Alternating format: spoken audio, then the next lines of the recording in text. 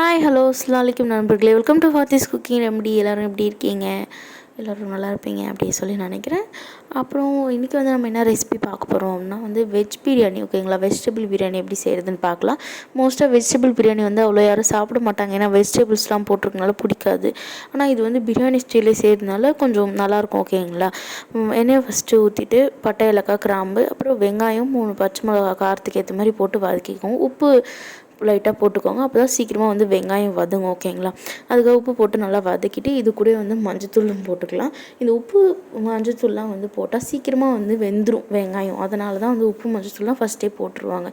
அப்புறம் next 2 table spoon இஞ்சி பூண்டு பேஸ்ட் போட்டுக்கலாம். இஞ்சி பூண்டு பேஸ்ட் போட்டு நல்லா மிக்ஸ் பண்ணிவிட்டு இது கூட ஒரு 4 மீடியம் சைஸ் தக்காளி போட்டு நல்லா தக்காளியை வதக்கி விட்டுடலாம். ஓகேங்களா, இது கூட நம்ம என்னென்ன காய் சேர்க்கலாம்னா பீன்ஸு, கேரட், உருளைக்கிழங்கு, காலிஃப்ளவர் இருந்தால் சேர்த்துக்கலாம். அப்புறம் பச்சை பட்டாணி, அப்புறம் இது கூட அந்த சோயா, ஓகேவா, அந்த சோயா பன்னுவாங்களா, அது கூட போடலாம்.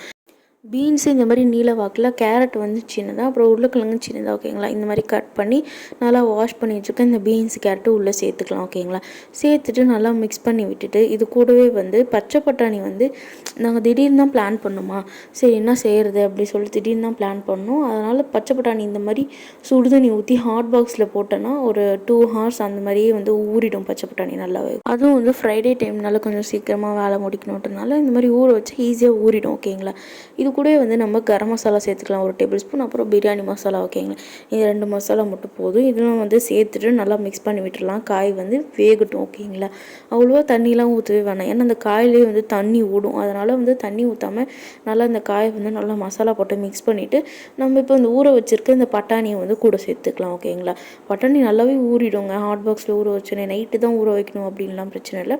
இது ஃப்ரெஷ் பட்டாணி கூட யூஸ் பண்ணிக்கலாம். ஓகேங்களா, அப்புறம் இந்த சோயா பன்னு கூட சேர்த்துக்கோங்க. ஓகேங்களா, இது சுடு தண்ணியில் வாஷ் பண்ணிவிட்டு போட்டு அந்த சோயா பன்னு போட்டாச்சு. ஓரளவுக்கு எல்லாமே நம்ம ஃபினிஷ் பண்ணிட்டோம். இப்போ இது கூட டேஸ்ட்டுக்காக தயிர் ஊற்றிக்கலாம். 1 கப் தயிர் ஊற்றி அதையும் நல்லா மிக்ஸ் பண்ணி விட்டுக்கலாம். மிக்ஸ் பண்ணிவிட்டு இப்போ நம்ம ஆல்ரெடி பாஸ்மதி ரைஸ் ஒரு 1/2 hour நான் ஊற வச்சுருக்கேன். 1 கப்பு, அது மாதிரி அதுக்கேற்ற மாதிரி 1 கப் தண்ணி ஊற்றிக்கோங்க. தண்ணி ஊற்றிட்டு அந்த தண்ணி நல்லா கொதி வரட்டும். ஓகேங்களா, அது வரைக்கும் வெயிட் பண்ணலாம். இந்த மாதிரி கொதிக்கிற ஸ்டேஜில் நம்ம ஆல்ரெடி கழுவி ஊற வச்சுருக்க இந்த அரிசியை தண்ணி வடிச்சிட்டு அரிசி உள்ளே போட்டுக்கலாம். உள்ளே போட்டுட்டு நல்லா அதையும் மிக்ஸ் பண்ணி விட்டுட்டா சூப்பரான பிரியாணி ரெடி ஆகிடும். மிக்ஸ் பண்ணிவிட்டு குக்கர் மூடி ஒரு விசில் விட்டால் சூப்பராக வெஜ் பிரியாணி ரெடி ஆகிடும். இது கூடவே நான் மாங்காய் பச்சடி சைட் டிஷ்ஷாக போட்டிருப்பேன். அந்த மாங்காய் பச்சடி ஃபுல் வீடியோ நான் போடணும். ஓகேங்களா, மறக்காமல் பாருங்கள். அவ்வளோதான், சூப்பராக நான் சொன்ன மாதிரி ஒரு விசில் விட்டு எடுத்தால் சூப்பரான டேஸ்டான வெஜிடபிள் பிரியாணி ரெடி ஆகிடும். இது மாதிரி இப்படி சாப்பிட்றப்பலாம் அப்படி நிறைய வெஜிடபிள்ஸ் இதோடு சாப்பிட்றப்ப நல்லாயிருக்கும் டேஸ்ட்டாக.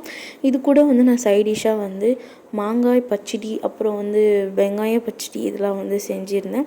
மாங்காய் பச்சடி ஃபுல் வீடியோ போடுறோம். ஓகேங்களா, நல்லாயிருக்கும். மாங்காய் சீசன் வந்தாலே ஏதாவது செய்யணும் அப்படின்னு ஆர்வமாக இருக்கும்ல, அதனால் ஆர்வத்தில் செஞ்சேன் நான்.